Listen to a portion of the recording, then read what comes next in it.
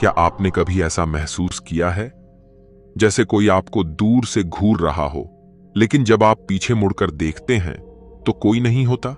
क्या आपने कभी किसी ऐसी जगह पर कदम रखा है जहां सब कुछ सामान्य होते हुए भी कुछ असामान्य, कुछ अजीब सा लगता है? अगर नहीं, तो शायद मेरी ये कहानी आपके लिए है।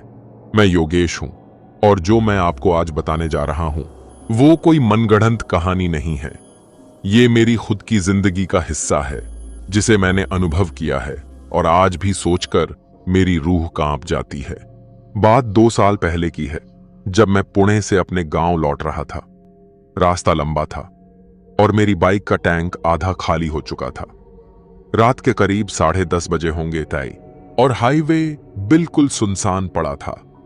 दूर दूर तक कोई गाड़ी नहीं, कोई आवाज नहीं, बस मेरी बाइक की गड़गड़ाहट और चारों तरफ फैली गहरी खामोशी। मैं रास्ते में एक पुराने पेट्रोल पंप पर रुका जो काफी वीरान और जर्जर हालत में दिख रहा था, लेकिन बोर्ड पर 24 घंटे खुला लिखा था। अजीब बात यह थी कि वहां कोई कर्मचारी नहीं दिख रहा था। मैंने हॉर्न बजाया, फिर चिल्लाया, कोई है क्या? ये तभी एक अधेड़ उम्र का आदमी धीरे धीरे बाहर आया।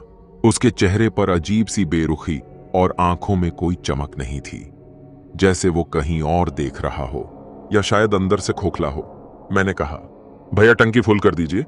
उसने बिना कुछ बोले पाइप निकाला और पेट्रोल डालना शुरू कर दिया। सब कुछ सामान्य था, लेकिन उस पूरे समय वो एक शब्द नहीं बोला। जब मैंने पैसे देने के लिए हाथ बढ़ाया तो उसने धीरे से कहा, रास्ता लंबा है, पीछे मत देखना। उसके ये शब्द जैसे मेरे कानों में छर्रों की तरह लगे। मैं कुछ समझ नहीं पाया। मैंने कहा, क्या मतलब? तय। लेकिन तब तक वो अंदर चला गया और जैसे वहां कोई था ही नहीं। मैंने खिड़की से झांका, लेकिन अंदर अंधेरा था, पूरी तरह खाली। मैंने जल्दी से बाइक स्टार्ट की और वहां से निकल पड़ा, लेकिन यही तो सिर्फ शुरुआत थी। मैंने बाइक को स्पीड दी और कोशिश की कि उस अजीब पल को भूल जाऊं, लेकिन दिमाग में वही शब्द गूंजते रहे, पीछे मत देखना। और जैसे जैसे मैं उस पेट्रोल पंप से दूर जा रहा था, मेरे दिल की धड़कन बढ़ती जा रही थी। लगभग 5 किलोमीटर चला ही था कि मुझे ऐसा लगा जैसे मेरे पीछे कोई और बाइक चल रही है। पहले तो मैंने नजरअंदाज किया, लेकिन फिर आवाज साफ सुनाई देने लगी। 2 गाड़ियों के टायर की आवाज, मेरी बाइक की और किसी और की। मैंने रियर व्यू मिरर देखा, लेकिन वहां कुछ नहीं था, बिल्कुल कुछ नहीं। खाली रोड, सिर्फ मैं। लेकिन उस बाइक की आवाज अब और तेज हो चुकी थी, जैसे कोई मेरे बिल्कुल पीछे चल रहा हो, लेकिन अदृश्य। मैंने सोचा शायद कोई तकनीकी गड़बड़ी है, मिरर में ठीक से दिख नहीं रहा। मैंने एक बार फिर झांका और इस बार मेरी रूह कांप गई।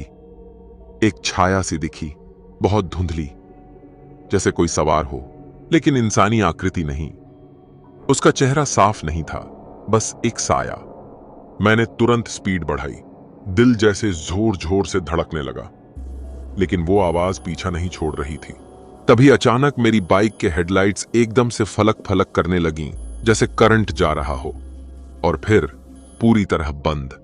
मैं अंधेरे में खड़ा था, सन्नाटा, और वो आवाज अब जैसे मेरे कानों के पास आ चुकी थी। मैंने बिना पीछे देखे बाइक से उतरने की कोशिश की, लेकिन पैर लड़खड़ा गए। मैंने खुद से कहा, शांत रहो योगेश, ये सब तुम्हारा वहम है, पीछे मत देखना। लेकिन डर इंसान से जो करवा दे वो सोच से परे होता है, और मैंने वही गलती की। मैं पीछे मुड़ा और जो देखा उसे शब्दों में बयां करना मुश्किल है। मैंने जैसे ही पीछे मुड़कर देखा, मेरी सांस जैसे रुक सी गई। वहां कोई चेहरा नहीं था, बस एक काली आकृति जिसकी आंखें जलती हुई लग रही थीं। वो कोई इंसान नहीं था, लेकिन उसका आकार एक इंसान जैसा ही था, लंबा, पतला और झुका हुआ, जैसे सालों से किसी बोझ को ढो रहा हो। वो बस खड़ा था, बिना हिले डुले, लेकिन मुझे घूर रहा था। उसका घूरना मुझे महसूस हो रहा था, जैसे मेरी हड्डियां तक कांप रही हों। मैं कुछ बोल नहीं पा रहा था, गला सूख गया था और जुबान ताल्लू से चिपक गई थी। अचानक वो आकृति एक कदम आगे बढ़ी। मैं चीखा नहीं, बल्कि सुन्न हो गया। मेरे पैर खुद ब खुद वापस बाइक की ओर बढ़े, जैसे शरीर में कोई और शक्ति घुस गई हो। मैंने बाइक स्टार्ट करने की बहुत कोशिश की, लेकिन इंजन जैसे मर चुका था। उस छाया की हरकतें अब तेज हो चुकी थीं। वो आगे बढ़ रही थी, लेकिन आवाज नहीं कर रही थी। पूरा माहौल जैसे मूक हो गया था। आसमान काला, हवा ठंडी और भारी, और मैं उस छाया के बीच फंसा हुआ। फिर मुझे वो आदमी याद आया, पेट्रोल पंप वाला, जिसने कहा था पीछे मत देखना। अब उसकी बात की गंभीरता समझ में आ रही थी। शायद वो जानता था कि वहां क्या है। शायद ये सब हर रात होता है। शायद मैं अकेला नहीं था जिसने ये महसूस किया हो।